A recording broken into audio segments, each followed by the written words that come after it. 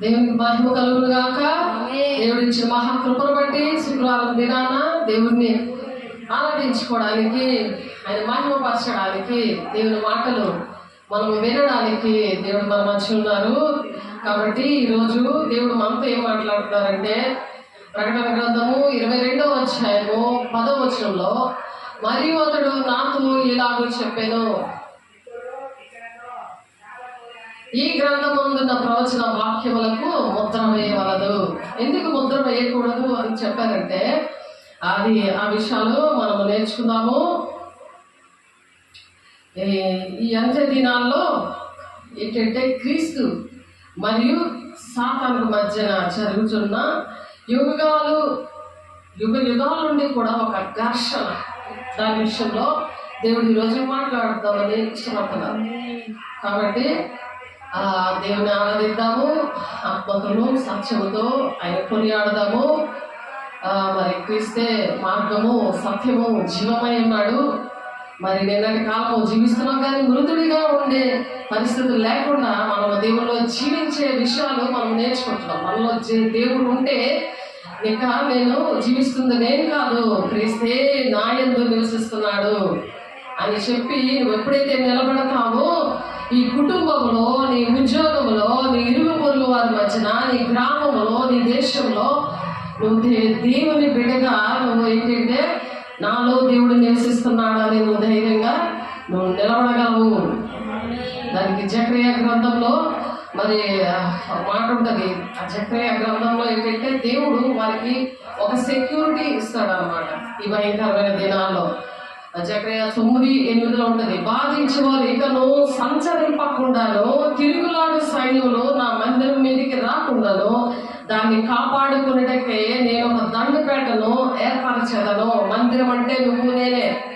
నీ దేహము దేవునికి ఆలయంగా పెట్టుకున్నప్పుడు, నువ్వు పరిశుద్ధంగా ఉన్నప్పుడు నువ్వు జీవం కలిగినట్టు ఉంటావు, లేకపోతే చచ్చినట్టు అలా పడి ఉంటావు అనమాట. దేవుడు ఎన్ని చేసినా ఏడుపు మొక్క వేసుకొని ఏడ్చుకొని నాకు ఇది కావాలి అది కావాలనే ఉంటావు, కానీ దేవుని రాజ్యానికి వెళ్ళడానికి మరి భూ సంబంధమైన వదిలేసి పరలోక సంబంధమైన వెతకడానికి ఇష్టపడదు. ఎందుకంటే దేవుడి అంచు దినాల్లో మరి దేవుని వార్తని ప్రకటించడానికి దూతలను పంపిస్తున్నాడు. ప్రకటన 14:6 ఉంది.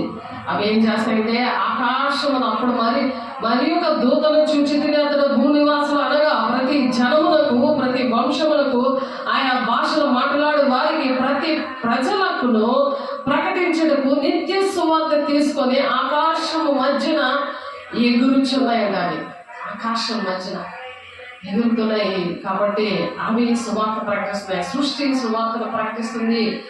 కీర్తన 19 అధ్యాయం ఉన్నది. కాబట్టి దేవుడు రూపంలో ఉండి ఇక్కడ జీవిస్తుంది నేను కాదు, దేవుడే నాలో జీవిస్తున్నాడనే ఒక ఛాలెంజ్గా మరి పౌలు గారు నిలబడ్డారు, యేసయ్య నిలబడ్డారు. మనం శిష్యులుగా మనం నిలబడాలి. కాబట్టి అటువంటి మార్గము, నేనే మార్గం అంటున్నాడు దేవుడు. కాబట్టి ఆ మార్గంలో ఇష్టపడాలి. అది పరలోక రాజ్యానికి వెళ్ళే మార్గం. భూలోక సంబంధం ఏంటంటే, భూ సంబంధం వెతుకున్న వారు ఆ మార్గము తెలియదు, సత్యము తెలియదు. అంటే సత్య స్వరూపైన ఆత్మ వచ్చినప్పుడు మీరు సర్వ సత్యంలోనికి నడుస్తారు అనే విషయాలు వాళ్ళకి తెలియవు. ఎందుకంటే నామకార్థంగా ముక్కేసుకొని వచ్చేసి దేవుని హృదయంలో ఏముంది అనే విషయాలు తెలియలేని చంటి పిల్లల లాగే, పాలు తాగే పిల్లలాగే ఉన్నారు. కాబట్టి వాళ్ళ బోధకులుగా ఉండకుండా వాళ్ళు పాలు తాగే పరిస్థితుల్లో ఉన్నారు. కాబట్టి వాళ్ళకి అర్థం కాదు సత్య బోధలో. ఎందుకంటే దేవుని మార్గంలో నడవట్లేదు, కాబట్టి సత్య మార్గము తెలియదు. అందుకే నేనే మార్గము, నేనే సత్యము, నేనే జీవము అంటే ఆ జీవం గల దేవుడు వారిలో లేడు. అందుకని పరిశుద్ధాత్మ దేవుడు వారిలో లేకే వాళ్ళు ఆ విధంగా తప్పుడు బోధనలో నశించిపోతున్నారు.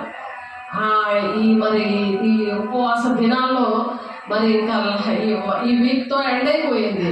కాబట్టి మట్టల ఆదివారము మరి దేవుని ఆరాధించడము, మరి శుభ శుక్రవారము, గుడ్ ఫ్రైడే శుక్రవారం చేసుకోవడానికి మళ్ళీ పునరుత్థానుడిగా ఆయన ఎలాగైతే మరి ఆయన జయం పొందుకున్నాడో, మన కోసం ప్రాణం పెట్టి తిరిగి లేచిన దేవుడు ఎవరు కూడా ఎక్కడా కూడా లేరు. కాబట్టి అటువంటి దేవుడి యొక్క సమాధి అనేది ఇప్పుడు కూడా తెరిచే ఉంది. మనం చనిపోతే మనలో కూడా అలాగా గుర్తు పెట్టుకోవాలి, మనకు కూడా మరణం లేదు, మనకి పునరుత్థానం. ఆయన ఎలాగైతే పునరుత్థానం అయ్యాడో మనము కూడా కనుల పాటలో మనం హానోకుల దేవునితో నడుస్తా మనం కూడా అలాగే పునరుత్థానమయ్యే రోజుల్లో అంచె దినాల్లో ఉన్నాము కాబట్టి దేవునికి మహిమ కలుగును గాక. మనం సిద్ధపడదాము. ఆ విధంగా పరిశుద్ధాత్మ పాట వస్తున్నప్పుడు పరిశుద్ధాత్మను పొందుకోండి. ఆన్లైన్లో ఉన్నవాళ్ళు, ఆఫ్లైన్లో ఉన్నవాళ్ళు పాట పాడుతున్నప్పుడు, దేవుని కొనియాడుతున్నప్పుడు మిమ్మల్ని దేవుడు అభిషేకించును గాక. ఆమేన్. దేవుని ఆరాధిద్దాము. అందరూ లేచి నిలబడి దేవుని ఆరాధించండి. వాక్యానికి సిద్ధపడండి.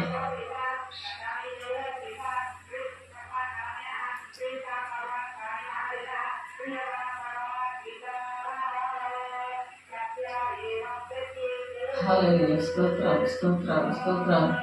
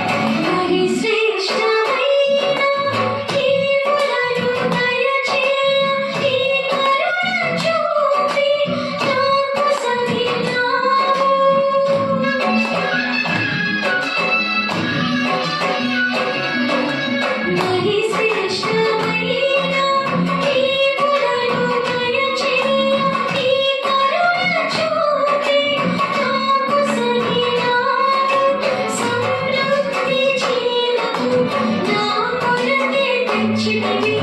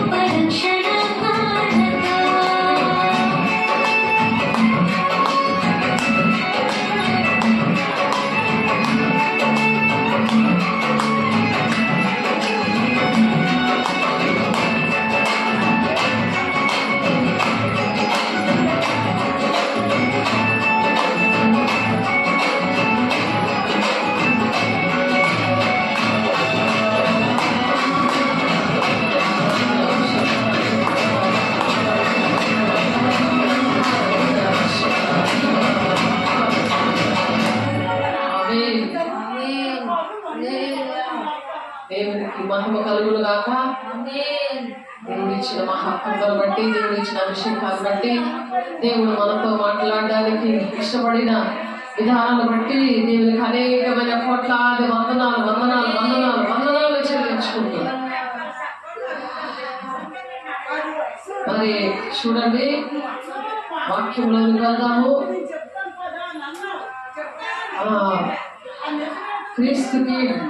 క్రీస్తు మరియు సాతానుల మధ్య జరుగుతున్న యుగ యుగాల మహా సంఘర్షణ మరి మనం చూస్తా ఉన్నాము ప్రతి దగ్గర కూడా. కాబట్టి అపవాది పన్నాగములతో సహా మరి తప్పుతో పట్టించడి అంచెదిన మోసముల ప్రకటన గ్రంథంలో మరి బయలుపరచబడి ఉన్నాయి. తన సాతాను అబద్ధముల వలన మోసాల గురించి మరి ముందుగానే తెలుసుకున్న మరి వ్యక్తులను సాతానుడు మోసగించలేడు కనుక ప్రకటన గ్రంథము ముద్ర వేయబడి ఉందన్నమాట. కారణం అది దేవుడిని తెలుసుకున్న విషయంలో వాడు ముద్ర అనేది ఆ ప్రకటన గ్రంథం ముద్ర వేయబడి ఉంది. ఎవరైతే దేవుణ్ణి తెలుసుకుంటారో వాళ్ళకి ఆ ప్రజలు మరి ఆ ప్రజల విషయంలో దేవుడు ఆ ముద్రని వేయకుండా ఉంచారు. అందుకే వారికి అన్ని కూడా అర్థమవుతాయి. అబద్ధము అబద్ధము అబద్ధము అబద్ధము నమ్మునట్లు దేవుడు వారిని అప్పగిస్తాడు అనుంది వాక్యము. అబద్ధమును నమ్మునట్లు వారిని మోసపుచ్చే ఆత్మకు నేను అప్పగించేస్తాను అని మొదటి దశలోనికై పత్రిక 2వ అధ్యాయము 12వ వచనంలో ఉన్నది ఆ మాట. కాబట్టి ఒకసారి చూస్తారంటే చదువుతాను మీ గురించి. మొదటి దశలోనికై పత్రిక చూడండి. ఎందుకంటే మరి దేవునికి సాతానికి, దేవుని పిల్లలకి, దుష్టుడికి మరి పోరాటము, యుద్ధము. కాబట్టి తండ్రి చిత్తాన్ని మనం నెరవేర్చాలి. అంచె దినాల్లో మరి ఆకాశంలో దూత మరి ప్రకటిస్తుంది, ప్రతి ఒక్క జనముకి కూడా ఆ సువార్తను ప్రకటిస్తుంది. కాబట్టి మనం కూడా ప్రకటన 14:6 లాగా మనం హెబ్రీయుల పత్రికలో ఉంటుంది. మళ్ళీ తన దూతలను వాయువులుగాను సేవకులుగాను నేను వాడుకుంటాను అని హెబ్రీ పత్రికలో. కాబట్టి అలాగా మనం వాడబడాలని ఆశపడదాము ఈ అంచు దినాల్లో. మరి అందుకనే సువార్త ఎందుకు, దేవుని రాకడ ఎందుకు అంటే ఆలస్యం అవుతుందని అంటే, ఎందుకు ఆలస్యం అవుతుంది అని అంటే మరి దేవుని రాకడ ఆలస్యం అవడానికి కారణము మనమే. ఎందుకంటే సువార్త అన్ని దగ్గర కూడా ప్రకటించబడిన తర్వాతే దేవుడు వస్తాడు. ఎందుకంటే ఏ ఒక్కరు కూడా నశించుకోవడం ఇష్టం లేదు. అందరినీ కూడా శాశ్వతమైన ప్రేమతో దేవుడు ప్రేమించాడు. కాబట్టి మరి ఆ విధంగా దేవుని బిడ్డల్ని ఆశీర్వదించాలని, అందరూ కూడా దేవుని రాజ్యంలో ఉండాలని. అందులో కొన్ని స్టేజ్లు ఉంటాయి. మరి ఇక్కడ భూలోకంలో ఎలాగైతే ఉన్నాయో అటువంటి స్టేజ్లు ఉంటాయి. ఎందుకంటే వారికి స్థలము సిద్ధపరచ వెళ్ళుచున్నాను అని చెప్తాడు. నేనుండే స్థలంలో మీరును ఉండేలాగా మరలా వచ్చి నేను తీసుకొని పోతాను అని ఉంది వాక్యము. కాబట్టి మరి ఆ విధంగా దేవుడు ఆశపడుతున్నాడు. అందరూ కూడా అందరికి స్థలం సిద్ధపరచడానికి, ఆయన చనిపోయి మనకి స్థలం సిద్ధపరచడానికి మరి దేవుడు సజీవంగా ఉండి మన కోసం స్థలం సిద్ధపరచడానికి మరి ఆయన వెళ్ళి ఉన్నాడు. మళ్ళా రెండవ రాకడలో ఆయన వస్తున్నాడు. వచ్చి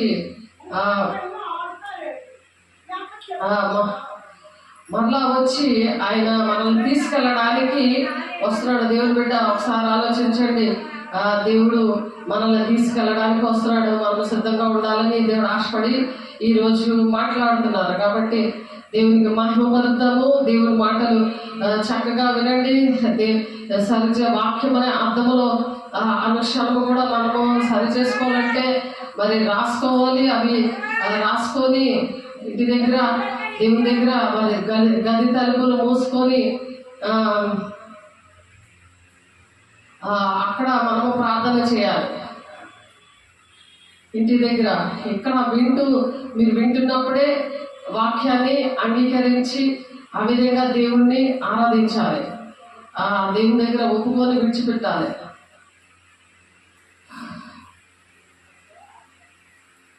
అలాగ విడిచిపెట్టాలని దేవుడు ఆశపడి ఈ దినాన మనతో మాట్లాడుతున్నారు. కాబట్టి దేవునికి మహిమపరుస్తూ దేవుని దగ్గర ప్రతి విషయాలు కూడా దేవుని నామాన్ని మరి ఘనపరచడానికి దేవుడు మన మధ్య ఉన్నారు. కాబట్టి దేవునికి వందనాలు చెల్లిస్తూ మన మన ఇప్పుడు మనలో ఉన్న అన్నీ కూడా కార్యసిద్ధి అనేది కలగాలి.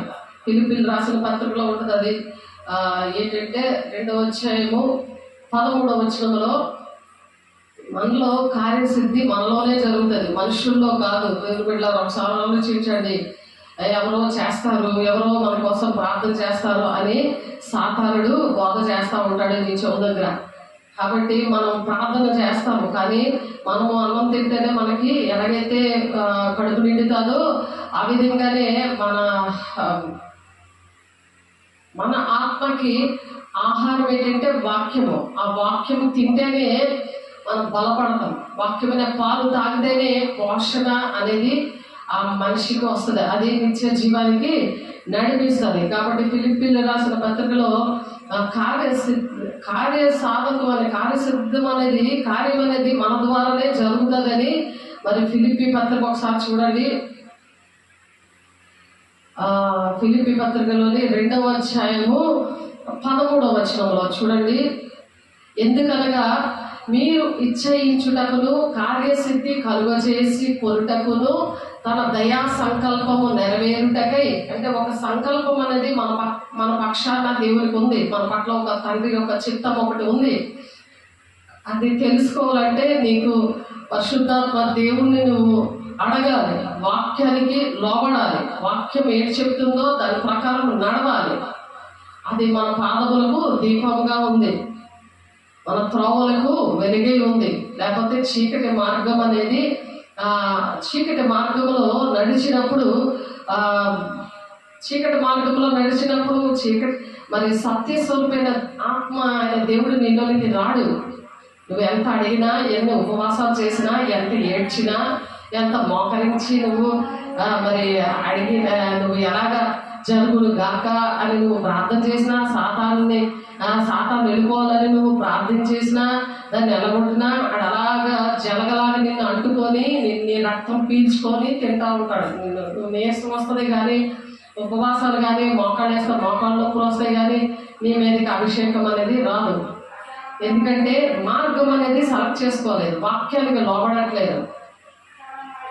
అందుకనే ఆ దీపము నీ త్రోవలకి వెలుగుగా లేదు. ఆ మార్గం ఏంటంటే సత్యం స్వరూపైన ఆత్మ నీ మీదకి వచ్చినప్పుడు సర్వసత్యంలోనికి నడిపిస్తుంది. అందుకే సత్యం అనేది త్రోవ అనేది ఉండదు. వాళ్ళు పరిశుద్ధాత్మ దేవుడు లేకుండా ఉన్నప్పుడు ఏదో నామకార్థంగా దేవుడు నమ్ముకున్నాను, నేను దేవుడి రాజ్యానికి వెళ్ళిపోతాను, దేవుడే ఇవన్నీ ఇచ్చాడు. నిజమే ఇచ్చాడు, నీ మాట వింటున్నప్పుడు ఇచ్చాడు. నీ సేవకుల మాట విని వాళ్ళు ప్రార్థన చేస్తే నీ సేవకురాలు కుమార్తె, నీ సేవకురాలు కుమారుడు అని ప్రార్థన చేసినప్పుడు దేవుడు ఇచ్చాడు. కానీ దేవుని రాజ్యం ఇవ్వడు.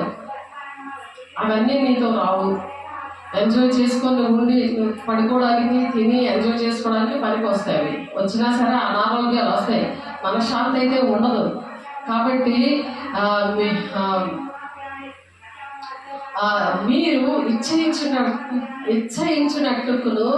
ఇచ్చేయించుటకును అంటే మీరు ఇష్టపడిన విషయాలు ఏంటంటే దేవుని రాజ్యానికి వెళ్ళాలి, నేను పైన వాటిని నేను వెతకాలి, దేవుని ఆత్మను పొందుకోవాలి, నేను పొందుకొని అనేక మంది దేవుని రాజ్యాన్ని నడవాలి అని నీకు ఇష్టము. నీకు, నాకు, అందరికీ కూడా ఇష్టము. కానీ ఆ ఇష్టం తీరాలంటే కార్యసిద్ధి కలుగు చేసుకొంతకు, కార్యసిద్ధి అంటే ఆ కార్యాలన్నీ జరగాలంటే తమ దయా సంకల్పము నెరవేర్చడానికి, దేవుని యొక్క దయా సంకల్పం మన పట్ల నెరవేర్చబడడానికి మీలో కార్యసిద్ధి కలుగు చేయవాడు దేవుడే. నువ్వు దేవుడికి లోబడినప్పుడు దేవుడు చేస్తాడు. నువ్వు దేవుని మార్గంలో లేనప్పుడు దేవుడు చేయడు. ఏది విత్తుతారో అదే పంట కోస్తారు. కాబట్టి నువ్వు ఏది విత్తుతా ఆ పంటే కోస్తావు. వేపకాయలు నువ్వు విత్తవు అనుకో, వేపకాయ రాదు కదా.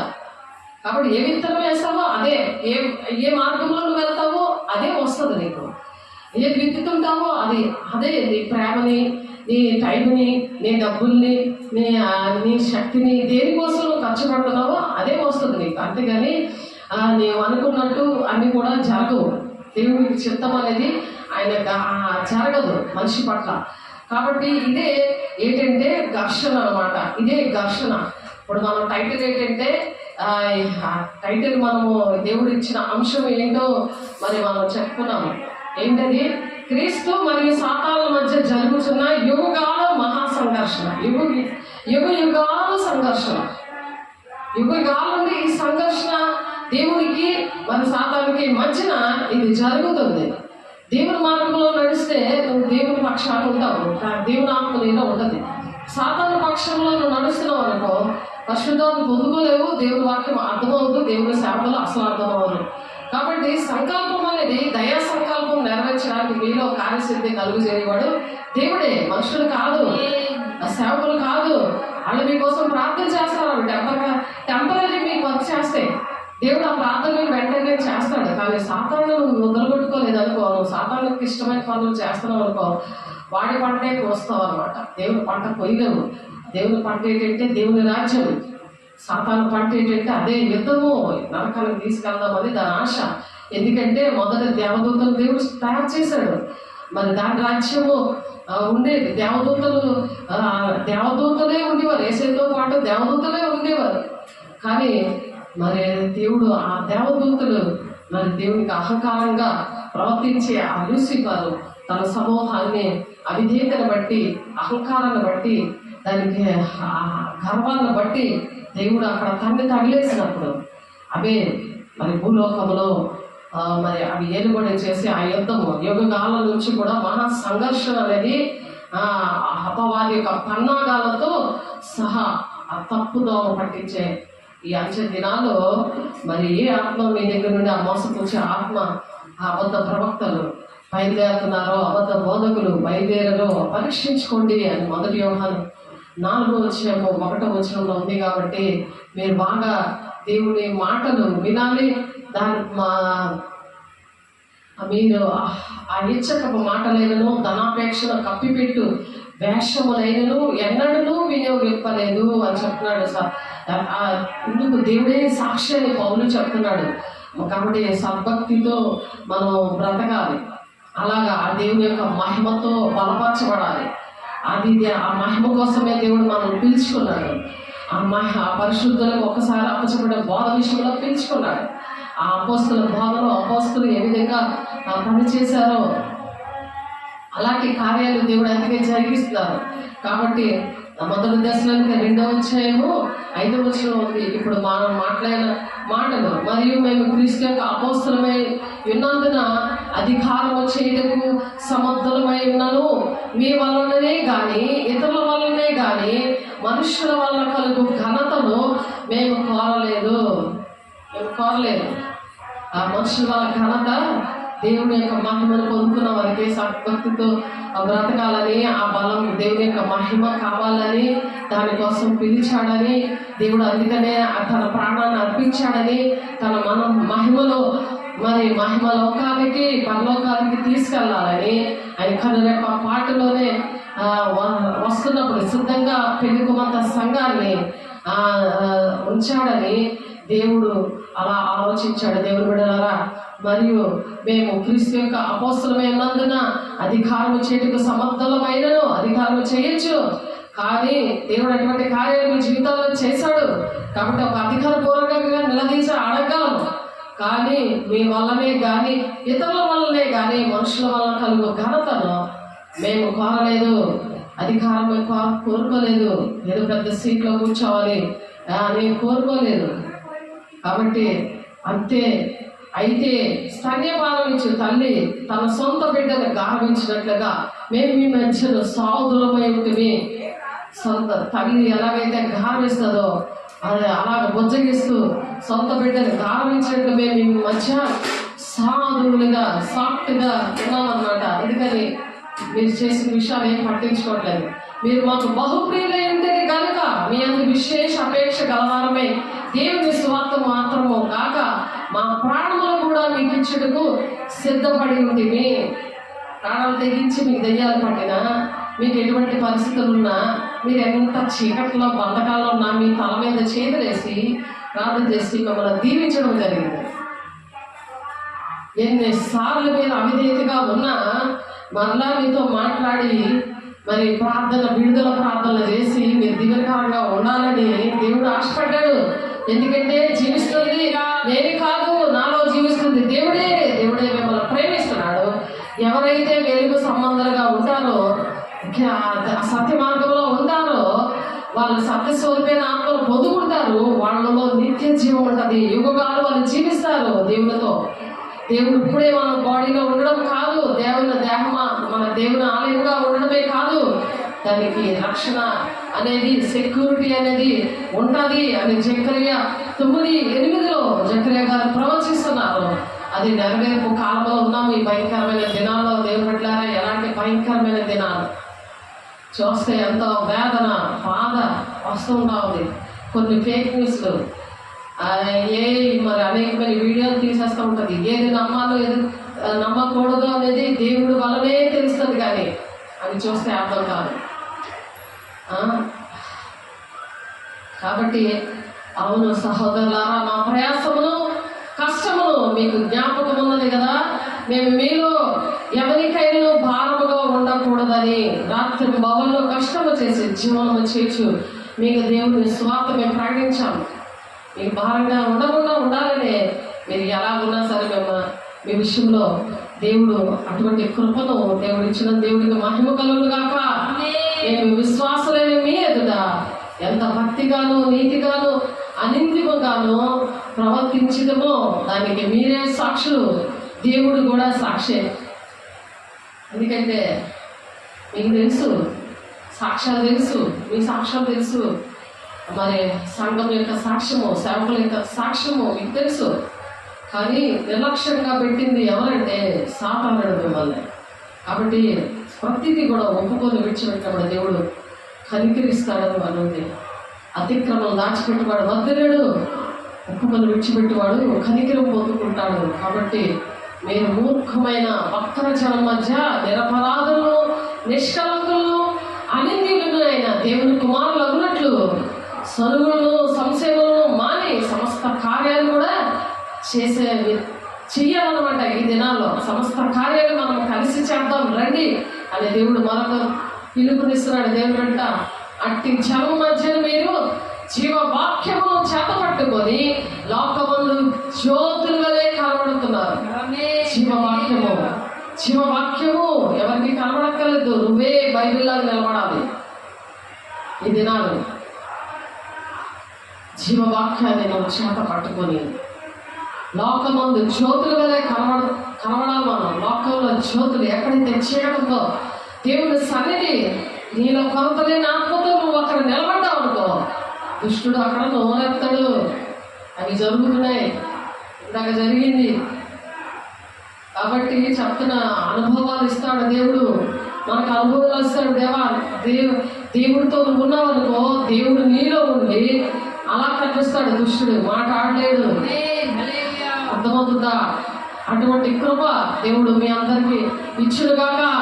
అట్టి జనం మధ్యను మీరు జీవవాక్యములను చేత పట్టుకొని లోకమందు జ్యోతులనే కనబడుతున్నారు. అందువల్ల నేను వ్యర్థముగా పరిగెత్తలేదనియో, నేను పడిన కష్టము నిష్ప్రయోజనము కాలేదనియో, క్రీస్తు దినము నాకు అతిశయ కారణముగా కలుగును అంటున్నాడు పౌలు. మనం సంతోషించేది ఏంటంటే, మనకున్న ఆస్తి ఏంటంటే దేవుడే. దానివల్ల మనం ఆశ్రయించాలి. కారు ఉంది, నాకు 2 బిల్డింగ్లు ఉన్నాయి, లక్షాధికారిని, నేను కోటీశ్వరుని అనడానికి లేదు. అవి ఏమీ రావు. ఎందుకంటే ఆ ధనం అనేది ఎటువంటిదో మనం ఇందాక వాక్యము చదివి చాలా వాక్యాలు ఉండేది. ధనాపేక్ష కలిగిన వారు దేవుని రాజ్యంలో ప్రవేశించడానికి ఎంత క్లియర్గా చెప్పాడు అంటే, సుందు రాజ్యంలో దూరుతుంది కానీ ధనవంతుడు దేవుని రాజ్యంలో ప్రవేశించడము చాలా దుర్లభము అని ఉంది. అందుకే కాబట్టి మన ధనం ఎక్కడ ఉండాలంటే, మన బ్యాంక్ ఎక్కడ ఉందో తెలుసా? పరలోక రాజ్యంలో ఉంది. అవన్నీ ఖర్చు పెట్టుకొని దేవుని రాజ్యం సంపాదించడానికి, దేవుని ఆత్మను పొందుకొని సంపాదించాలి. అలా ప్రయాసపడుతున్నారు దేవుని బిడ్డల కొంతమంది నేను చూశాను నిన్న.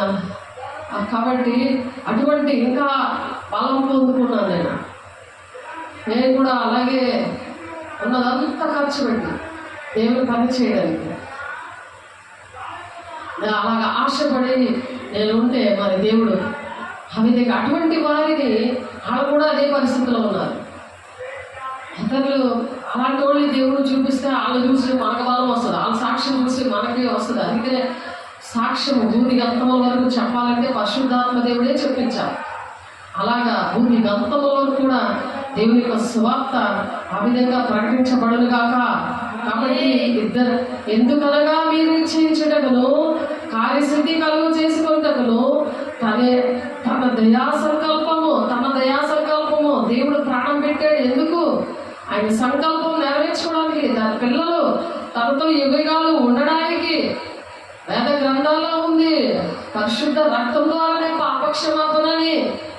మరి దేవుని బిడ్డలకి విషయం అర్థం అవట్లేదు, నామకార్థంగా చేసేసుకుంటున్నారు. పండగల్లాగా ఉపవాసాలు అయిపోయిన తర్వాత వెంటనే పండగ వస్తుంది అని చెప్పి. కాబట్టి మరియు మీరు విశ్వాస యాగంలోను దానికి సంబంధమైన సేవలోను నేను ప్రాణార్పణముగా పోయబడినను నేను ఆనందించి మీ అందరితో కూడా నేను సంతోషిస్తున్నాను అంటున్నాడు పౌలు. అటువంటి సంతోషము దేవుడు మనందరికీ ఇచ్చినగాక. అటువలే మీరు కూడా ఆనందించి నాతో కూడా సంతోషించండి అంటున్నాడు పౌలు. కాబట్టి నేను మీ క్షేమము తెలుసుకొని ధైర్యము తెచ్చుకొని నిమిత్తము మరి దేవుడు తిమోతిని పంపిస్తూ ఉంటాడు. శీఘ్రంగా మీ అందరూ పంపిస్తున్నాను, ప్రభువైన యేసునందు నిరీక్షణ ఉంచుచున్నాము. ఇదిగో యూట్యూబ్ ఛానల్లో తిమోతి ఇలా వెళ్ళిపోతుంది స్టేటస్లోకి. అప్పుడు స్టేటస్లు యూట్యూబ్లో నెట్లో లేవు కదా. ఆ నెట్కి దేవుడు వాడాలి. ఈ అంచు దినాల్లో దేవుడు ఎందుకు ఇచ్చాడు నెట్టు? సాతాను గాడు అంత చక్కగా వాడుతున్నాడు. మరి దేవుడి పిల్లలు ఎలా వాడాలి? దేవుడి బిడ్డలాగా నువ్వు వాడుతున్నావా? నువ్వు బిజీగా ఉన్నావేమో. దేవుని వాక్యం చూడు. ఆ నెట్లో ఫేస్బుక్లోని మరి యూట్యూబ్లోని స్టేటస్లోని వస్తుంది చూడు. దేవుని మాటలు విను, దేవుని దగ్గర సరి చేసుకో. మరి దేవుని సేవకులతో మాట్లాడు. మీ క్షేమ విషయమే నిజముగా చింతించేవాడు అతను వాడు ఎవడును నా యొద్ద లేడు అంటున్నాడు.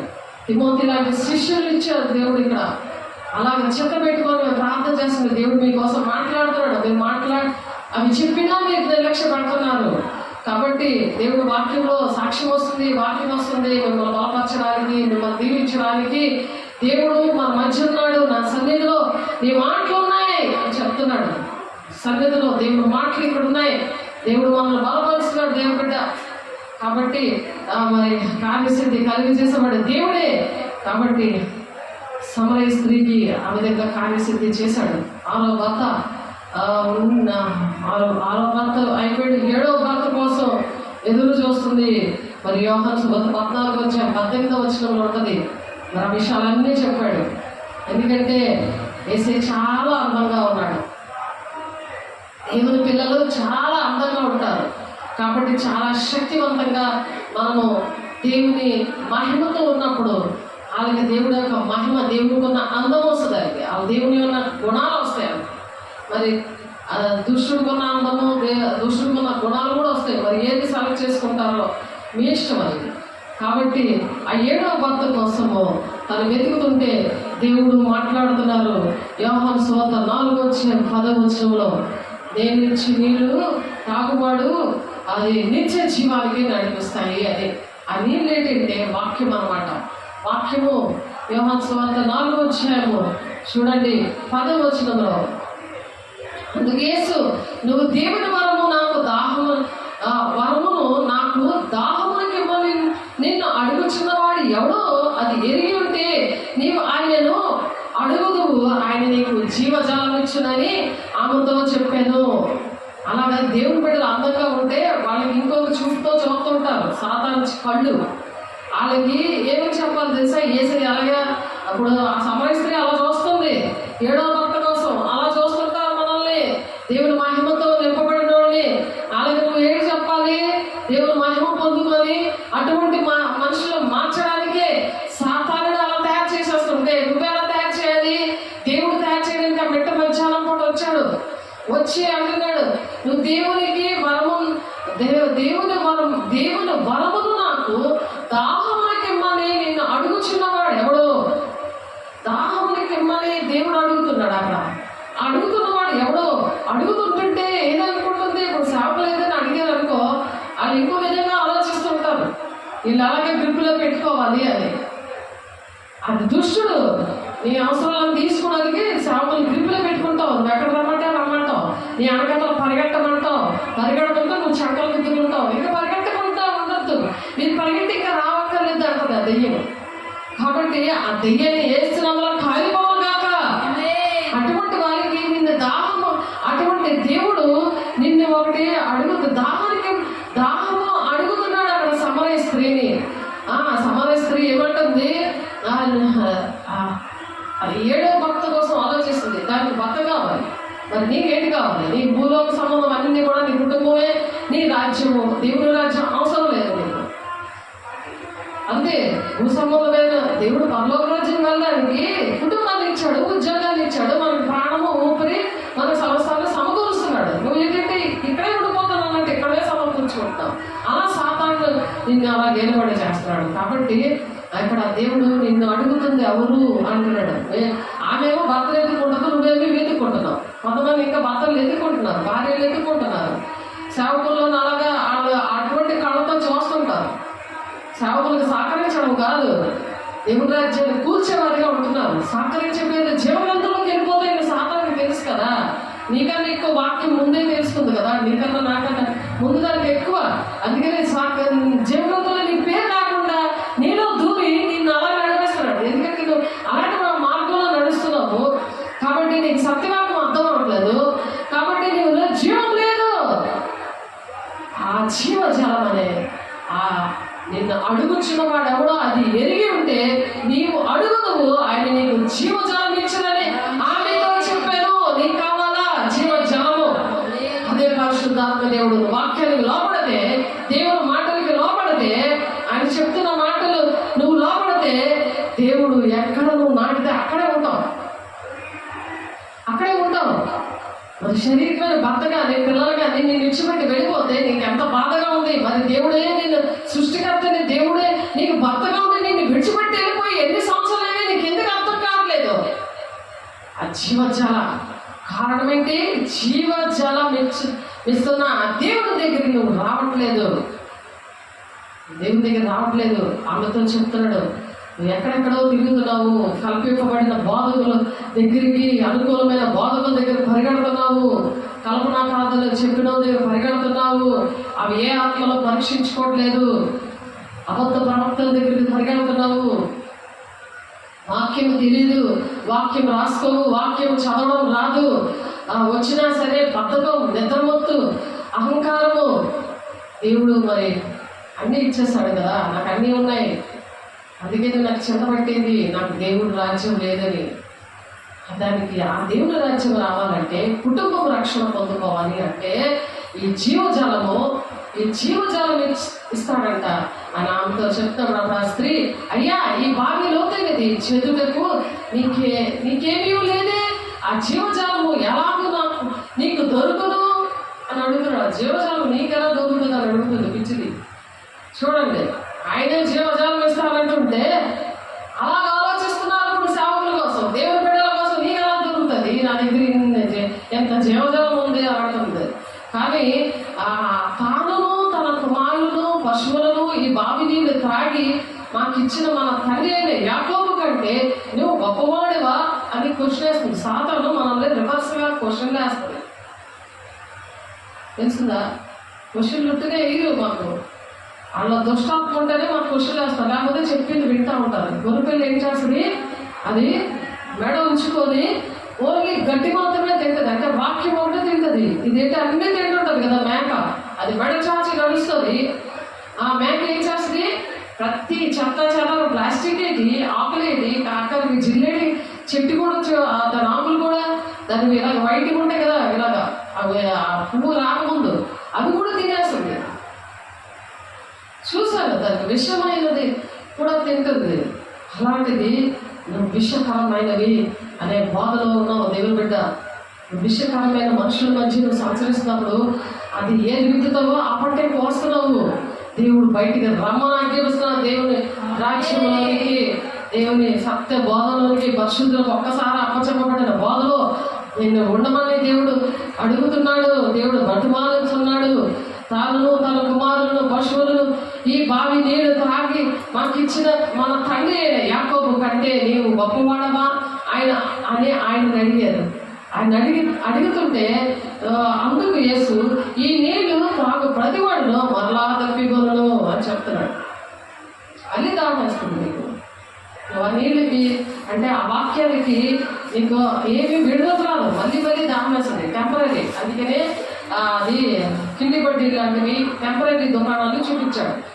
సాతాన్ని అక్కడ కొంటున్నట్టు, పర్సు నుంచి దేవుడి డబ్బులు తీస్తున్నట్టు, అక్కడ కొనుక్కుంటున్నట్టు చూపించాడు. నేను ఇచ్చి నీళ్ళు త్రాగువాడు ఎవడను దప్పిగొనడు, నేను వారికి ఇచ్చు నీళ్ళు నిత్య జీవనకే వారిలో ఊరిని నీటి బొగ్గగా ఉండినని ఆమెతో చెప్పాను. ఆమెతో ఏం చెప్తున్నాడు? ఇదిగో మొత్తం హోల్సేల్ దుకాణం ఇక్కడ ఉంది.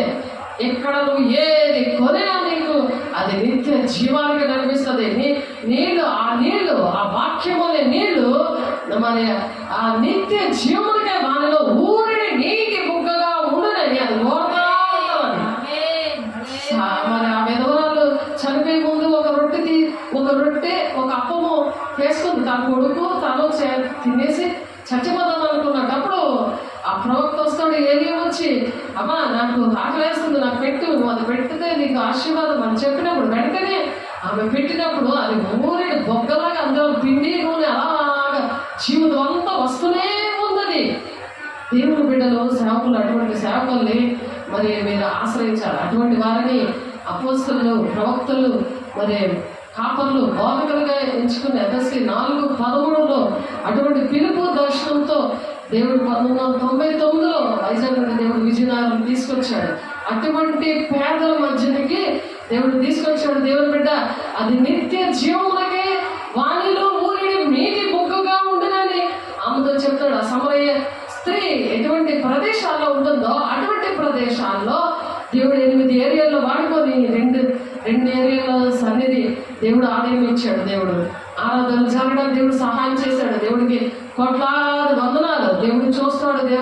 దేవుడు నిన్ను చూస్తాడు. నిన్ను ఎలాగ స్థిరపరచాలి, నీలో ఎలాగ కార్యసిద్ధం చేయాలి, నీ పట్ల దేవుడికి సంకల్పం ఏంటుంది. ఎఫ్ఎస్సి 4:13 ఉన్న ఫిలిప్పీ 2:13 ఉంది కదా.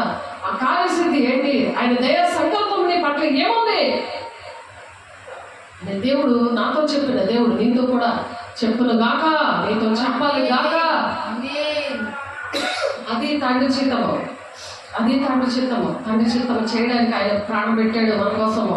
ఆయన గాయాలను రేపి నువ్వు చేయొద్దన్న పనే చేస్తూ వాక్యం వింటూ నీలో చలం లేకుండా కుష్ఠరోగం వచ్చిన వాళ్ళకి పిన్నేసి గుచ్చినా సరే అలా చల్లకూడదు. అలాగా కఠినమైపోయిన గుండెని యేసునామములో బాగు చేయనుగాక. అలాగా దేవుడు ఈమెను బాగు చేయడానికి వచ్చాడు. ఈరోజు మళ్ళా వచ్చాడు దేవుడు. ఆ కఠినమైన హృదయాన్ని మరి ఆ కుష్టు వ్యాధి ఉన్నప్పుడు అది సూది పెట్టి గుచ్చిన స్పర్శ ఉండదు. అలాగే వాక్యము అది అర్థం కాకుండా ఆ విద్యావిహీనులు అస్థిరులకి తమ స్వకీయ నాశనం తెచ్చుకుంటారని వాక్యం చెప్పినట్టుగా ఆ విధంగా ఉండకుండా దేవుడు వాక్యాన్ని నూరంతలు ఫలవంతంగా ఫలింపజేయనుగాక. యేసును వెళ్ళి నీ పెనిమిటిని పిలుచుకొని ఇక్కడికి రమ్మని ఆమెతో చెప్తున్నాడు. అప్పుడు ఆ స్త్రీ నాకు పెనిమిటి లేడని, యేసు ఆమెతో నాకు పెనిమిటి లేడని నువ్వు చెప్పిన మాట సరే అని చెప్తున్నాడు. అలాగే నీ విషయాలన్నీ దేవుడు మాట్లాడుతున్నాడు. ఇప్పుడు ఈ విషయాలన్నీ నేను ప్రేమించి దేవుని బిడ్డ మాట్లాడుతున్నారు. కాబట్టి ఆ ప్రవచనం అంతా కూడా దేవుడు చెప్పినప్పుడు అమ్మ ఒక కాలం వస్తుంది. ఆ కాలం ఉంది. ఈ పర్వతం మీద నేను యెరూషలేములో నేను మీరు తండ్రిని ఆరాధింపరు, నా మాట నమ్ము అంటున్నాను. ఆరాధనలు ఉండవు ఇంకా అని చెప్తున్నాడు. కాబట్టి మీరు మీకు తెలియని దాన్ని ఆరాధిస్తున్నారు. మేము మీకు తెలిసిన దాన్ని ఆరాధించే వారము. రక్షణ యూదుల నుండి కలుగుతుంది. కాబట్టి యథార్థముగా ఆరాధించేవారు ఆత్మతోనూ సత్యంతోనూ తండ్రిని ఆరాధించే కాలము వస్తుంది, ఇది ఇప్పుడే వచ్చింది, తను ఆరాధించేవారు అట్టివారే కావాలని తండ్రి కోరుకుంటున్నాడు. దేవుడు మాట విని ఈ పనులన్నీ మాని దేవునికి ఇష్టంగా నాడు ఆత్మను మీరు యథార్థంగా ఆరాధించాలి అని నేను శీఘ్రంగా వచ్చేదాన్ని ప్రభువుని బట్టి నేను నమ్ముతున్నాను అని చెప్పి ఆయన రాకడ విషయాలు, ఆరాధన విషయాలు మరి ఏమి సంభవించిందో అతన్ని మరి దేవుడు పంపించేలాగా మరి అక్కడ రోగులను మరి అతను రోగి ఆయనని మీరు వింటిని కనుక అతడు మిమ్మల్ని అందరినీ మిగులు అపేక్ష గలవాడే విచారణ పడుతున్నాడు. అలాగా ఇది ఒక రోగం అన్నమాట. ఇది దేవుని యొక్క జత పని వారిగా ఉండాలి అనే విషయాలు తెలియకుండా దేవునికి ఇటువంటి అనారోగ్యంతో మరి ఆ మరణాలు అనేవి అందుకే సంభవిస్తాయి. చావడానికి సిద్ధంగా ఉంటారు. దేవుడు అతన్ని మరి కనికరించి అతను మాత్రమే కాక నాకు దుఃఖము మీద దుఃఖము కలుగుకుండుటికే నన్ను దేవుడు కనికరించాడక. కాబట్టి మీరు అతన్ని చూచి మరలా సంతోషించు నిమిత్తము నాకున్న దుఃఖము తగ్గు నిమిత్తమును అతను మరి శీఘ్రముగా నేను పంపిస్తున్నాను. నా ఎడల ఉపచర్యలో ఉన్న కొదువని తీర్చడమే అతను తన ప్రాణములను లక్ష్య పెట్టక క్రీస్తు యేసు యొక్క పని నిమిత్తము చావులకు సిద్ధమయ్యాడు అతనున్న మనుషులు. కాబట్టి పూర్ణ ఆనందముతో ప్రభువునందు అతన్ని చేర్చుకొని అట్టి వారిని ఘనపక్షంగా అంటున్నారు. దేవుని బిడ్డలు చావడానికి సిద్ధంగా ఉండాలి. అటువంటి వారిని దేవుడు చేర్చుకుంటాడు. దేవుని బిడ్డలు చేర్చుకుంటారు. పూర్ణ ఆనందంతో ప్రభువునందు అతన్ని చేర్చుకొని అట్టి వారిని ఘనపరిచారు. కాబట్టి మనకి ఘనపరిచేది ఏంటంటే దేవుని కార్యసిద్ధి మనలో జరిగినప్పుడు మాత్రమే దేవుడు ఆ విధంగా చేస్తాడు. మన ఘనత అనేది ఆ విధంగా వస్తుంది, కానీ మన ద్వారా దేవుడు చేయడు. ఆ దేవుని కార్యసిద్ధి మనలో జరిగినప్పుడు ఆ విధంగా ఘనత వస్తుంది. యోహాను సువార్త 4:30 ఉంది అన్నమాట. కాబట్టి మరి యోహాను సువార్త 10:30 మనం దేవునితో ఏకమై ఉన్నప్పుడు ఇటువంటివన్నీ కూడా జరుగుతాయి. చూడండి, యోహాను సువార్త 10:30 అక్కడ ఈ మాట చెప్పుకున్నాం మనం మళ్ళీ ఇంకొకసారి దేవుడు మాట్లాడతారు. ఎందుకంటే నేను తండ్రిలో ఏకమై ఉన్నామని వారితో చెప్పాను. దేవుని మాటలు విని ఆ వాక్యానికి లోబడినప్పుడు దేవుడు తండ్రి ఇద్దరు ఏకమై ఉంటారు. తండ్రి చిత్తాన్ని నెరవేర్చడానికి ఆయన ప్రాణం పెట్టాడు కదా. మరి నిన్నేం ప్రాణం పెట్టమని అడగట్లేదు కదా, నన్నేం ప్రాణం పెట్టమని అడగట్లేదు కదా. కానీ దేవుడి మాటల ప్రకారం నడిచి దేవుని యొక్క అభిషేకంతో దేవుడిచ్చిన వరాలతో తండ్రికి మన పట్ల ఏ చిత్తం ఉందో అది నెరవేర్చడానికి అది సులువుగా ఉంటుంది. నా భావము సులువైనది, తేలికైనది అని ఉంది వాక్యం. కాబట్టి మనము అటువంటి దేవుణ్ణి కలిగి ఉన్నాము. కాబట్టి యూదులు ఆయన కొట్టాలని మరలా రాళ్ళ చేత పట్టుకొని ఉన్నారు. అది సాతానికి మరి దేవునికి మధ్యన ఒక ఘర్షణ, యుగాల నుంచి కూడా మరి ఒక ఘర్షణ బట్టే దేవుణ్ణి కొట్టడానికి. దేవుడు మాటలు నచ్చవు సాతానికి. నీకు నచ్చట్లేదంటే, నీకు అర్థమవట్లేదంటే సాతాను కష్టేసుకొని కూర్చున్నాడు నీలో అని అర్థం చేసుకోవాలి. క్రీస్తుకు మరియు సాతానికి మధ్య జరుగుతున్న యుగయుగాల మహా సంఘర్షణ అది. ఈ సంవత్సరంలో నీకు ఈ లోకంలోనే సంఘర్షణ ఉంది, కానీ సాతాను ఆ యుగగాలు దేవునితో ఉన్న సంఘర్షణ ఉన్న ఆ సాతానుడు నీలో ఉన్నాడేమో. నువ్వు దేవునికి లోబడినప్పుడు దేవుడు నేను వాడుకోవడానికి ఇష్టపడతాడు. దేవునికి లోబడు, దుష్టుని ఎదిరించాలి, మీ అద్దరుడు పారిపోతాడు. అది మీ ద్వారా జరుగుతుంది. మేము వెళ్ళగొట్టినప్పుడు అది టెంపరీగా వెళ్తుంది, మళ్ళీ నువ్వు అదే మార్గంలో నడుస్తావు. కాబట్టి ఈ రోజుని ఆడ అస్తమాగా అడిగే అథారిటీ వస్తుంది, అథారిటీ ఉంటుంది, వాడికి హక్కు ఉంటుంది, మళ్ళీ వస్తాడు. కాబట్టి నువ్వు బెల్లం మీద దాని మీద బెల్లం ఉందంటే దాని మీద కప్పేస్తే ఈగలు రావు, దోమలు రావు. ఇంటికంతా నెట్టేస్తావు. ఎంతో డబ్బు ఖర్చు పెట్టి కోట్లు విలువ చేసే ఇల్లు కొనుక్కొని కార్లు కొనుక్కొని మరి కప్పు అయిపోతే ఎలాగా వస్తుంది కదా, సాతాను కూడా అలాగే వస్తుంది కదా. దేవుని ఆత్మను పొందుకోవాలి, దేవుని శక్తిని, దేవుని అభిషేకాన్ని ఇచ్చారు కదా. డెమో తేజరిగా మన శక్తిని అభిషేకించారు కదా, సేవకులు వచ్చి అభిషేకించారు కదా, అభిషేకంతో కూడిన కార్యాలు ఎన్నో చేశారు కదా. మనం గుర్తు పెట్టుకొని దేవుని దగ్గర ప్రార్థన చేసుకుందరు గాక, దేవుడు మహిమకు వచ్చబడును గాక. మీ ద్వారా దేవుని సంఘానికి, దేశానికి మరి దేవుని మార్గదర్శకులుగా అనేక మందిని రక్షించుదురు గాక. దేవుడు మనం ఇంకా ఏం చెప్తున్నారు, లేఖనము నిరర్ధకము కానేరదు కదా. దేవుని వాక్యం ఎవరికి వచ్చానో వారే దైవములని చెప్పిన ఎడల, వాక్యం ఎవరికి వస్తుందో వారు దైవములని దేవుడు చెప్తున్నాడట. నువ్వు దేవుడిలాగా నువ్వు ఉద్యోగం చేసిన దగ్గర పని చేయగలవు, దేవుడు మాట్లాడారు చేయలేదు. ఇంట్లో కూడా నువ్వు ఇంట్లో దేవుడిలాగా అవన్నీ కూడా చేయగలవు. అటువంటి మహిమను దేవుడు ఇస్తానంటున్నాడు. దేవుని బిడ్డ ఒకసారి ఆలోచించు, నువ్వు ఏ విధంగా లోపడుతున్నావు, దేవునికి ఏ విధంగా ఉన్నావు, ఏ విధంగా దేవుడిని గాయపరుస్తున్నావా, ఆయన మాటలు వింటున్నావా అని ఆలోచించు. సంసారం ఏం చేశాడు, దేవుడు మహిమ పొందుకున్నాడు, నీకులాగే మహిమను పొందుకున్నాడు. కానీ తన బలాన్ని సాతానుతో వాడాడు, సాతాను చెప్పుకున్నాడు. బలము న్యాయాధిపతుల గ్రంథము 13వ అధ్యాయంలో మీరు చదివితే 25వ వచనం ఉంటుంది. న్యాయాధిపతులు 16వ అధ్యాయం 30వ వచనంలో ఉంటుంది. కాబట్టి మీరు చూడండి, దేవుడు సాతాన్ని అప్పచెప్పుకొని ఆఖరికి సాతాను రాజ్యాన్ని కట్టుకొని మరి తన సెల్ఫ్ కోసం, తన పగ తీర్చుకోవడానికి, ఆ అభిషేకాన్ని వాడడానికి దేవుడిని అభిషేకం అడిగాడు. లాస్ట్లో దేవుడు అప్పటికీ కూడా ప్రార్థన అలగించాడు. కళ్ళు ఓడబెరిగారు కదా, ఆ 15 పడదామని అందరూ చచ్చిపోయేలాగా అభిషేకం అడిగాడు. ఆ స్తంభాలు పట్టుకోదు, అది అలా కుదవగానే వాళ్ళతో పాటు ఏదో చచ్చిపోయాడు. ఆలోచించండి, దేనికోసం అభిషేకం అడుగుతున్నారు? నీ పగ తీర్చుకోవడానిక, నీ సొంత కార్యాలు చేసుకోవడానిక? ఆలోచించు. అలాంటప్పుడు దేవుని అభిషేకం రాదు. దేవుని రాజ్యం కట్టడానికి అడగాలి. అది స్వార్థమైనది అభిషేకము, స్వార్థమైన భక్తి చేయకండి. దేవుడు మీకు అటువంటి పరిస్థితులను విడిపించును గాక. లూకాసు 8వ అధ్యాయం నుండి 1-2 వచనాలు, వెంటనే ఆయన దేవుని రాజ్య సువార్తను తెలుగుచు ప్రకటించుచు ప్రతి పట్టణంలోను ప్రతి గ్రామంలోను సంచారం చేశాడు. మనకు నేర్పించాడు, భూలోకానికి అందుకే వచ్చాడు. సువార్తను ప్రకటించే ముందు అభిషేకం తీసుకున్నాడు, బాప్తిసం తీసుకున్నాడు, సాతానుతో పోరాడాడు, అవన్నీ నేర్పించాడు. ఈ లెక్కలు దేవుడు అడుగుతాడు ప్రతి ఒక్కరిని కూడా.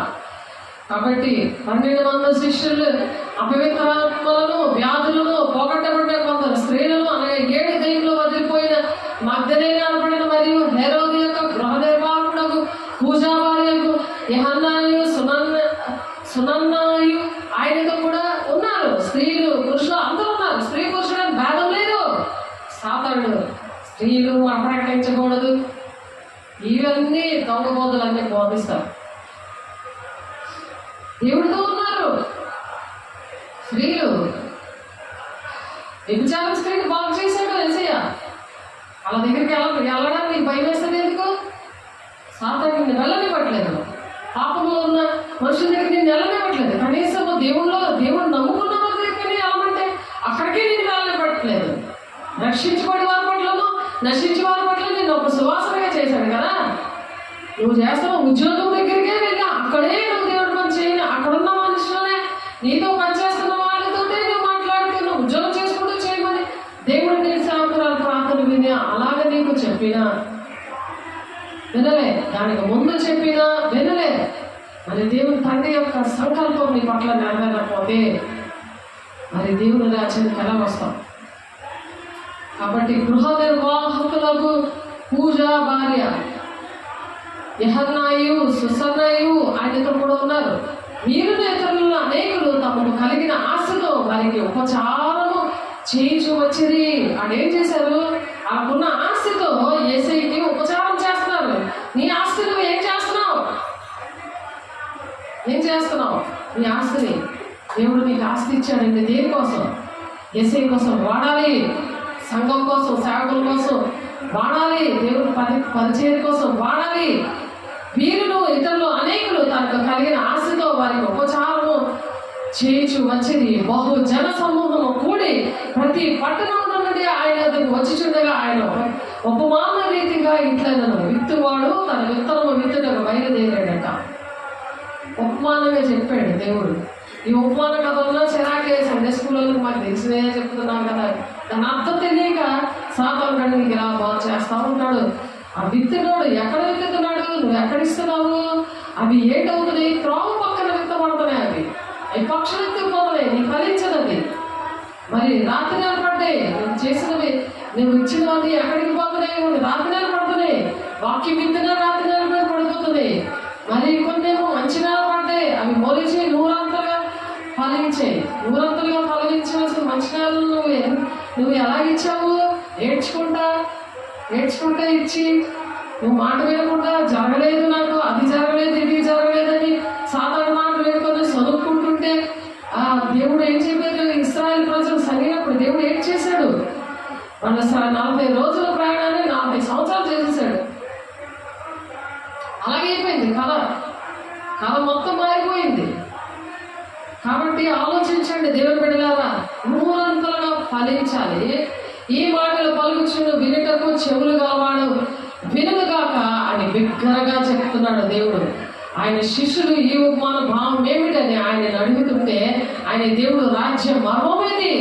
రాజ్య మర్మం.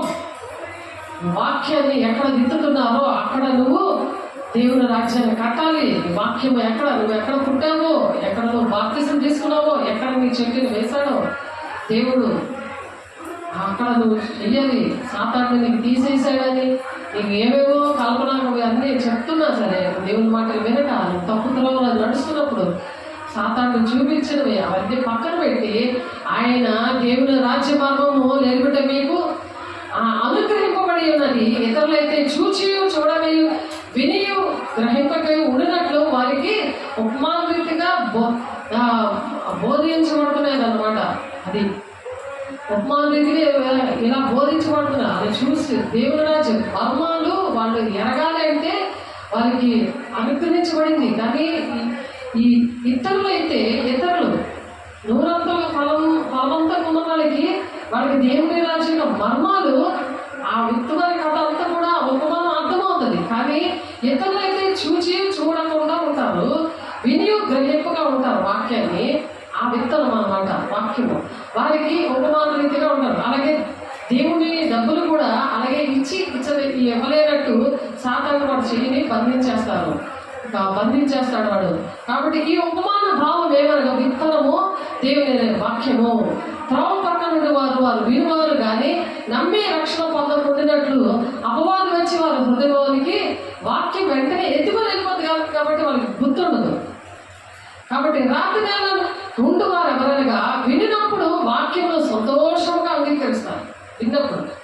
కానీ వారికి వేరు లేనందున, అంటే పరిశుద్ధాత్మ దేవుడు లేనందున కొంచెం కాలం, కొన్ని శోధనల కాలంలో అవి వాళ్ళు ఏం చేస్తారు? తొలగిపోతారు. వెంటనే శోధన రాగానే వాళ్ళు నిలబడరు. అందుకే అలాంటివి ఆ చెట్టు తీసేసినట్టు, పాలతో లాగేసినట్టు ఎందుకు చూపించాడు దేవుడు? నమ్మి శోధన కాలము ఏంటంటే కొంచెం కాలము నమ్మి శోధన కాలంలో రాగానే వాళ్ళు తొలగిపోతారు అనమాట, వెళ్ళిపోతారు, విడిచిపెట్టి వెళ్ళిపోతారు. కొండల పొదల్లో పడిన విత్తనం గురించి చెప్తున్నారు. విని వాళ్ళు ఏం చేస్తారు? కాలము గడిచిన కొద్ది ఈ జీవన సంబంధమైన విచారాల చేత, ధనభోగముల చేత వాళ్ళు ఆ ముళ్ళ పొద అనేది అంచివేసేస్తుంది ఆ విత్తనం అనే వాక్యాన్ని. అందుకే వాళ్ళకి గుర్తుండదు. ఆ పరిశుద్ధులకు ఒక్కసారి అప్పచెప్పిన బోధలో వాళ్ళు నిలబడలేరు. నాకు అర్థం కావట్లేదు అని ఒక మాట చెప్పేస్తారు. నాకేమీ జరగట్లేదు, నాకేం జవాబులు రావట్లేదు, ఎన్ని సంవత్సరాలు అయినా. మరి రావు. ఎందుకు రావు? కారణాలు ఇవే. మంచి నెల నుండి వారు ఎవరనగా యోగ్యమైన మంచి మనసుతో వాక్యం విని దాన్ని అవలంబించి ఓపికతో అది ఫలిస్తున్న వాళ్ళు దేవుడు ఇక్కడ పెట్టారు. దేవునికి మహిమ కలుగును గాక. ఓపికతో ఫలించడం. ఎన్ని శ్రమలైనా, ఖడ్గమైన హింస అయినా, దేవుని ప్రేమ నుండి మమ్మల్ని ఎడబాకునా అన్నాడు పౌలు. నేను క్రీస్తును పోలి నడుస్తున్నాను, మీరు నన్ను పోలి మీరు నడవండి అని అపోస్తలుల బోధలో మరి అవలంబించి ఓపికతో ఫలించడానికి దేవుడు సహాయం చేశాడు. దేవుడు ఎవడను దీపం ముట్టించి పాత్రతో కప్పివేయడు. దీపం ముట్టించి నువ్వు ఏం చేస్తున్నావు? దేవుడు దీపం వస్తే సాతానుతో కలిసి ఆ దీపాన్ని నువ్వే కప్పేసుకుంటున్నావు. ఇలా చేసి అది నువ్వే కప్పేసుకుంటున్నావు. మంచం కింద పెట్టడు, కానీ లోపలికి వెలిగించే వాళ్ళకి వెలుగు అగపడి వాడాలని దీపస్తంభం మీద దాన్ని పెడతాడు. దీపస్తంభం మీద పెట్టాలని ఆ లైట్ అది ఎక్కడది విజయనగరంలో మరి ఆ సెంటర్లో ఉంది. అపరించి అనే ఒక ఆమె మరి సువార్తకి లోబడి ఆమె అక్కడ ఉన్నది. అక్కడ కొంత పరిచయం ఉంది, అక్కడ దీపస్తంభం పెట్టమని చెప్పారు. అక్కడ లైట్లు అన్ని కూడా కనిపించేలా దేవుడు చేశాడు. కానీ అది చేయనివ్వకుండా సాతానుడు ఏం చేశాడు? ఆ దీపంని కప్పుతో కప్పేసి అది చేస్తున్నాడు. ఇక్కడ నుండే వెళ్ళిపోయాడు, ఇక్కడ ఉండకుండానే ఎక్కలాగేసి అక్కడ పెట్టాడు. ఆలోచించాడు, లేచి అలా మార్చాడు వాడు. కాబట్టి ఆలోచించి ఆయన తల్లి సహోదరులను ఆయన యొద్దకు వచ్చి జనులు గుంపుగా ఉండడం చేత ఆయన దగ్గరకు రాకపోయారనమాట. తల్లి సహోదరులు ఆయన దగ్గరికి వచ్చారు. గుంపు ఆ తల్లి సహోదరులు అది చూడగానే అక్కడికి ఆ రహస్యం ఏంటి అంటే, ఇక్కడ దేవుడు అలా ఫలించినప్పుడు ఎవడు దీపాన్ని ముట్టించి పాత్రతో కప్పివేయడు కదా, మరి మంచం కింద పెట్టాడు కదా, కానీ లోపలికి వచ్చే వారికి వెలుగు అగపడినట్లు దీపస్తంభం అని పెట్టిన వాళ్ళు ఎలా ఉంటారు? తేటపరచబడిన రహస్యం ఏది కూడా వాళ్ళకి ఉండదు. దేవుడు తేటగా ప్రతిదీ నువ్వు ఏది ప్రార్థన చేస్తుందంటే తేటగా చక్కగా జాబులు ఇస్తాడు. ఇప్పుడు జాబులు లేవు, ఎటు లేవు, తెలియజేయబడి మరి బయలుపరచబడకయు మరుగేది ఏది కూడా ఉండదు. ఏది అడిగితే అది దేవుడు బయలుపరుస్తూ ఉంటాడు. కలిగిన వారికి ఇవ్వబడుతుంది. దేవుని దగ్గర ఎంతైతే నువ్వు పొందుకుంటావో అవన్నీ ఇవ్వబడతాయి. కానీ లేని వారి వద్దనే తనకు కలిగింది కూడా మరి అనుకోనిది కూడా అది తీసివేయబడుతుంది. అందుకే ఒక శక్తికి 3 పళ్ళు కింద రాలిపోయినట్టు కనబడ్డాయి. ఎందుకు కనబడ్డాయి? కలిగిన వాళ్ళకి అది పోతాయి అన్నమాట. కాబట్టి దేవుని యొక్క ఆ దీపం మారిపోతుంది, ఆ ఫలాలు కూడా పడిపోతాయి. మరి లేని వారి యొద్దనే తనకు కలిగిన అనుకొనిది కూడా తీసివేయబడ్డ కనుక మీరు ఇలాగూ వినుచున్నారో చూసుకొనుడని చెప్పాను. ఆయన తల్లి సహోదరులను ఆయన ఎందుకు వచ్చి మరియం గారు తన మరి వేసే తనకు పుట్టిన వాళ్ళు కూడా అలా వచ్చి ఏమంటారు? జనులు గుంపుగా ఉండడం చేతి ఆయన దగ్గరకు రాలేకపోయారు. వాళ్ళు అంటే ఇంటిలో వాళ్ళకి ఇప్పుడు నా ఇంటికి నేను నా ఆత్మీయుడికి చెప్పినంతగా నా కుటుంబానికి నేను చెప్పుకోలేదు. ఎందుకంటే వాళ్ళు దూరంగా ఉన్నారు. జనాలు నా దగ్గర ఉంటే వాళ్ళు ఆ జనాలు ఉన్నారు, సేవలో ఉంది అనుకుని ఉంటున్నారు.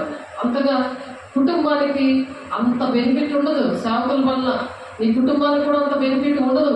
నువ్వు దేవుని రాజ్యాన్ని కట్టినప్పుడు, మా తండ్రి చింత నెరవేర్చినప్పుడు అక్కడ వాళ్ళందరూ కూడా కుటుంబం అంతా కూడా చూశారు. అక్కడ ఉన్న దేవుని చంపిన వాళ్ళు కూడా యూదులు కూడా చూశారు. ఏంటి చూశారు? వాళ్ళు ఏం చూశారు? ఇతను నిజముగా దేవుని కుమారుడే.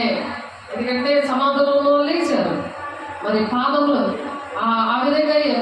కాబట్టి తండ్రి ప్రతిష్ఠ చేసి ఈ లోకంలో పంపిన వారు నీవు దూషణ చేయించున్నావని అలా చెప్తున్నారు అన్నమాట. వాళ్ళు దూషణ చేస్తారు మనల్ని.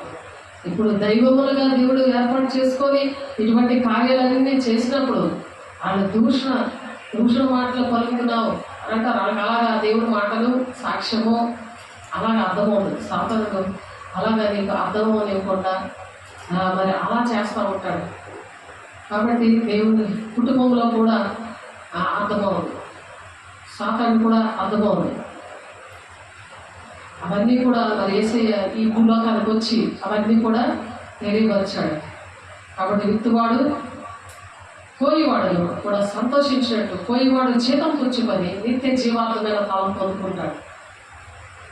విత్తువాడికి ఫలం ఉంటుంది, కోయివాడికి వాళ్ళు సంతోషిస్తారు, జీతం పుచ్చుకుంటారు. అదే నిత్య జీవమార్గమైన ఫలము అది సమకూర్చుకుంటారు. 4:36 ప్రకారము మరి జీవార్థమైన ఫలము ఫలిస్తారన్నమాట. ఇదే మరి క్రీస్తు